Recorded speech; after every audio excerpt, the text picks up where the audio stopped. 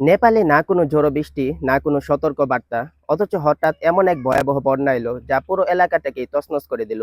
কিন্তু সবথেকে বড় প্রশ্ন হলো, এত পানি হঠাৎ এলো কোথা থেকে? আর এর পেছনে যে কারণটা উঠে আসছে তা সত্যিই অবাক করার মতো।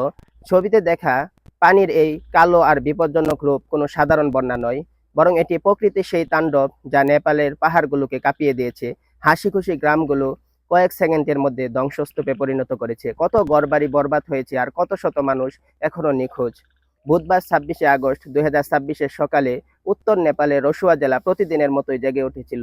কিন্তু কেউ জানতো না যে তিব্বত সীমান্ত সংলগ্ন বুটেকোশি আর ত্রিশূলী নদী মৃত্যুর পরোয়ানা নিয়ে হাজির হচ্ছে।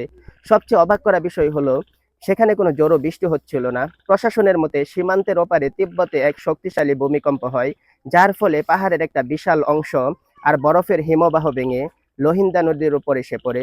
এতে নদীর পথ বন্ধ হয়ে যায়, আর যখন পানির চাপ বাড়ে তখন সেই প্রাকৃতিক বাঁধ এক বিকট বিস্ফোরণের সাথে ফেটে যায়। এই কারণে কয়েক সেকেন্ডের মধ্যে লক্ষ লক্ষ লিটার পানি কাদা আর পাথরের সাথে নেপালের উপত্যকায় ঢুকে পড়ে। এই আকস্মিক দুর্ঘটনায় এখন পর্যন্ত ৯৫ জনেরও বেশি মানুষের মৃত্যু হয়েছে। কিন্তু ভয়ের ব্যাপার হলো, ৩৫০ জনেরও বেশি মানুষ এখনো নিখোঁজ, যাদের কোনো হদিশ পাওয়া যাচ্ছে না। নিখোঁজদের মধ্যে নেপাল পুলিশের ১৮ জন জওয়ানও রয়েছেন, যারা সীমান্তে ডিউটি করছিলেন।